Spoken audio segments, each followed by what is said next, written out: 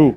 What's going on, guys? It's CJ here, and I'm with a legend of the area, at least for me, at least. I mean, I don't know about anyone else. Big Tigger, how's it going, sir? What's up, bro? How are you? Doing pretty good. You've been a mainstay for at least for me. I grew up on Rap City, and like that '98 to 2000s, that was like high school for me. Okay. So like that Me too. formative, formative years for me easily. So like in accordance with like Essence Fest and stuff, like how huge is music yearly for Essence Fest? I mean, if you really think about Essex Festival, it's all things culture, right?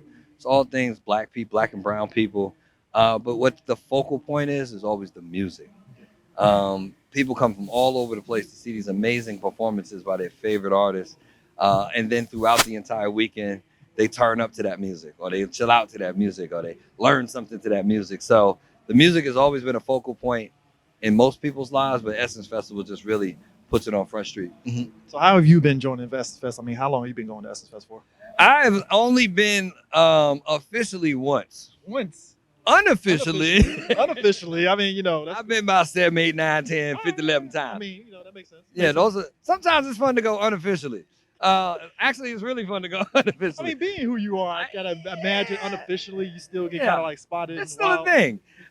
This year I'm going to be there officially. I'm hosting 1 or 2 panels in the men's experience. I'm also DJing an after dark comedy show with Got Tori.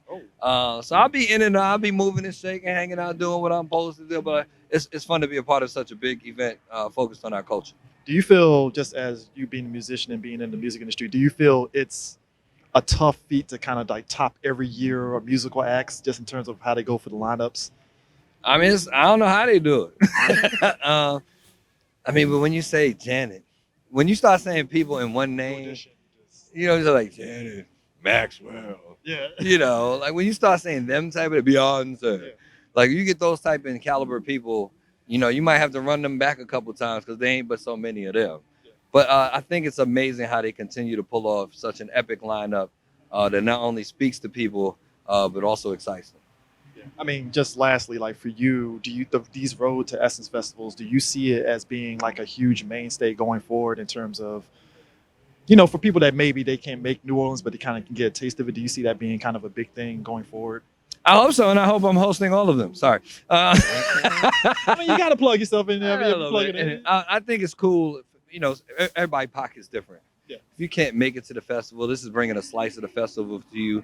Now, if you couldn't make it this year and you enjoyed yourself today, hopefully, now you're making a plan to go next year. Yeah. So I think that was kind of the goal of it, not only to speak to the community locally and support the community that supports Essence down there, but it also gives you just a little taste of it, and you're like, all right, now I got something on my to-do list, something to scratch off of that list. Oh, I mean, definitely, most definitely. But thank you for taking the time out to talk to us, man. Like I said, big thing for me. Tell him to stop being so tall.